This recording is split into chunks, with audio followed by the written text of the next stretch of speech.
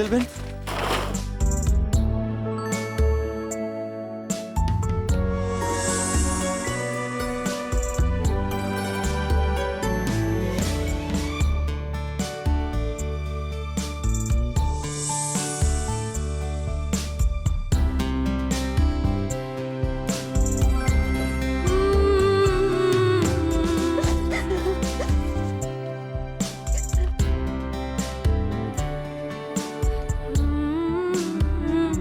Kinjal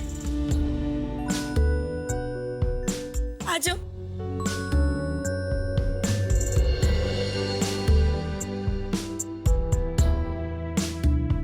Mohan and daughter's.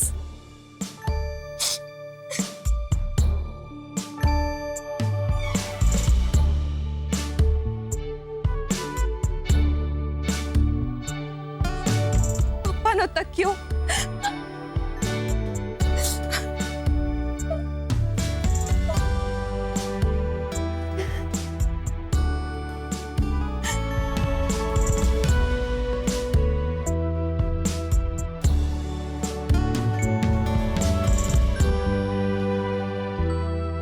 ના ગુલાબ, મેં શું કહ્યું? રડવાનું નથી. ને આ બધું કઈ ફેંકી દેવાનું નથી. ફેંકી થોડું દેવાય? અરે આ બધું તો આપણી મહેનતની, આપણી સ્ટ્રગલની યાદગીરીઓ છે. પેલું મ્યુઝિયમમાં મુકાતું હોય છે ને, એમ જ આપણે પણ આ બધું સાચવીને મૂકી દઈશું ત્યાં સુધી જ્યાં સુધી આપણો નવો ટી સ્ટોલ ના બને. હા, નવો ટી સ્ટોલ. આ શું બોલી રહી છે તું કિંજલ? હાલત જોઈ રહી છે આ બધી? અને આના પહેલા પણ ટી સ્ટોલ બનાવવામાં આપણી કેવી હાલત ખરાબ થઈ હતી યાદ છે ને તને? તો શું થયું? ફિનિક્સ પંખી રાખવાથી પાછું ઊભું થઈ શકતું હોય તો આપણે કેમ નહીં? ને આપણા પપ્પા, એમની તો આખી જિંદગીની મહેનત હતી આ દુકાન. ને તોય જો એ એમ કહી શકતા હોય કે એ લડશે તો આપણે કેમ નહીં સેજલ? કેવું સહેલું છે કિંજલ, પણ કરવું બહુ અઘરું. હા કિંજલબેન, અહીંયા જેટલું પણ નુકસાન થયું છે ને એ જોયા પછી તો નવો ટી સ્ટોલ ઊભો કરવો એ શક્ય નથી. નવા ટી સ્ટોલ માટે પૈસા ક્યાંથી લાવીશું? હા, હું તો કહું છું આ જેને પણ કર્યું છે ને આપણે એને શોધીએ અને એને પકડીને આ દુકાન એની પાસે જ રિપેર કરાવીએ. ના ગુલાબ, બિલકુલ નહીં. આ જે કોઈએ પણ કરાવ્યું છે એ નકારાત્મક માણસ છે, તો એના પૈસા તો વધારે નકારાત્મક હોવાના. એટલે આપણે સકારાત્મક વિચારીશું, પોઝિટિવ થિંકિંગ. આપણા દમ પર, આપણી હિંમત પર. આ પાટિયું તો હું ફરી એક વાર પાછું લગાડીશ. આ બધું તું કઈ રીતે કરીશ? હું નહીં, આપણે બધા મળીને કરીશું. આપણી પાસે હિંમત છે, સકારાત્મક વિચારો છે, તો કોઈ વાંધો નહીં આવે. જેમ પપ્પાએ અન્યાયની સામે લડવાનો નિર્ણય કર્યો છે એમ આજે હું પણ.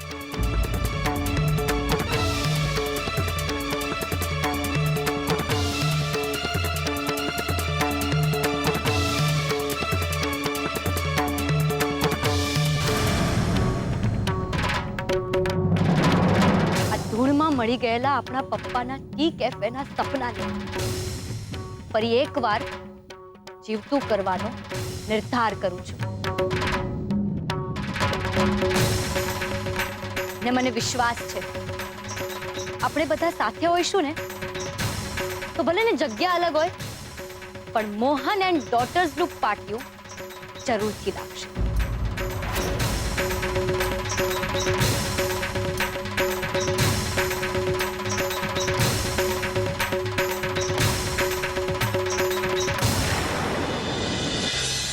સરો ડોબી ક્યાં સુધી રાહ જોવાની? અરે મેણા ટોણા માયરે હંભળાવીએ ભૂખ મરી નથી જતી. અરે લાવ ને હાથ લઈને ખાવાનું. હા હા બા લો.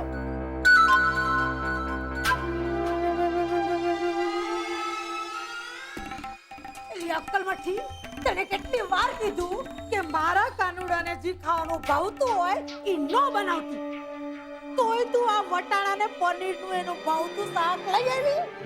લઈ જા થાળી. અરે ઊભી જો ઉઠો એની જેમ પકડ થાળી અને હાલતી તા. સરોજ હા બા આ જુઓ આ તમારા કાનુડાનું ભાવ તો વટાણા અને પનીરનું શાક છે કે નહીં હે? અને જુઓ આ શાક તમને બી ભાવે છે હે બા? તો ખાઈ લો હે, ખાઈ લો.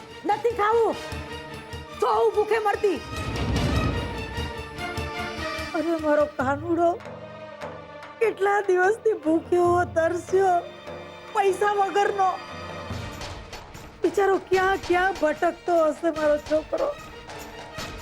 કેટલા દાડાથી એનું મોઢું નથી જોવા પામી. સાચું કહું છું રગલા, તારા ગમે ત્યાંથી મારા છોકરાને મોતીએ મારા કાનુડાને મારી પાસે લઈ આવ. મારી નજર સામે પૈસા એ શક્ય નથી બા. અરે તમારો કાનુડો અહીંયા આવશે ને તો આ પોલીસ એને એક જ મિનિટમાં આમ ઝડપી લેશે. અને ભલે અત્યારે ઈ એના કોઈ દોસ્તારને ત્યાં મજા કરતો ભલે. એટલે તમને ખબર છે કે એના કયા દોસ્તારના ઘરે છે? કેવી વાત કરે સરોજ? મને કઈ થોડી ખબર હોય આ બધું? આ તો છે ને બા, આ ઓલું ગાંધીનગરનું યાદ છે ને તમને? આપણને કહ્યું હતું કે હું ગાંધીનગર છું અને સાહેબ એના દોસ્તારો સાથે ડુમ્મસમાં મજા કરતા હતા. હે એવું જ કંઈક હશે. અને ઓ બા, તમને બીજા કોઈ ઉપર ભરોસો હોય ન હોય પણ પોતાની પીવડાવેલી ગળથુથી પર તો ભરોસો છે કે નહીં? હે એકવાર આ પોલીસની તલવાર એના માથેથી હટી જશે ને એટલે આપમેળો ઈ આવી જશે. ઓ બા, તમારા કાનુડાના માટે થોડું ખાઈ લો, રાહુલ માટે થઈને ખાઈ લો. હે બા, તમને એવું જોઈએ છે કે તમારો કાનુડો આવે તો ભૂખને લીધે તમે સાવ દુબળા પાતળા થઈ ગયા? ચાલશે તમને? ચાલશે નહીં ને? ખાઈ લો ને બા. અને ઓ બા, મને બહુ ભૂખ લાગી છે. હે હવે જો એમ નહીં કહેતા કે તારે તો ભૂખ્યા રહેવાની જરૂર છે. એ મારી બા, એ મારી વાલી બા, હે થોડું ખાઈ લો. જો તમને મારા સમ બસ થોડું, બસ આટલું ખાઈ લો. બહુ સરસ. હવે પોતે ખાઓ. હા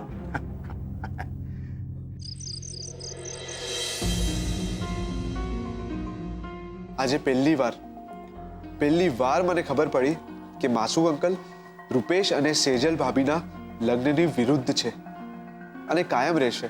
એક સંબંધ જેને જોડવા માટે ક્યારેક મેં આઈડિયા આપ્યો હતો. આજે પરિસ્થિતિ કંઈક એવી આવી ગઈ છે કે એને તોડવા માટે પણ આઈડિયા મારે જ વિચારવાનો છે અને હું વિચારીને જ રહીશ.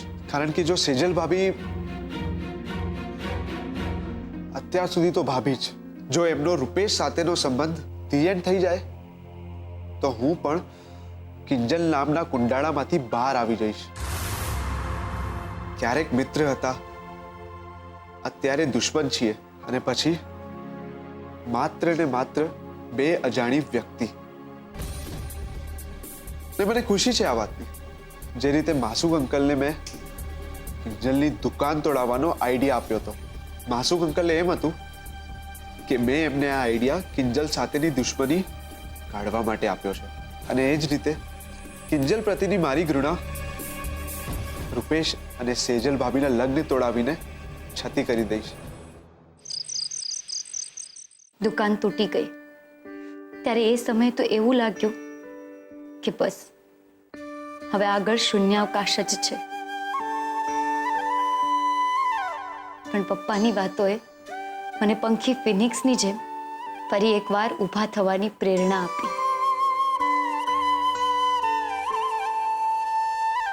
ને એ પ્રેરણા મને જે નામ તરફ ઈશારો કરી રહી છે એ કેટલું સાચું છે કેટલું ખોટું છે એ તો મને નથી ખબર,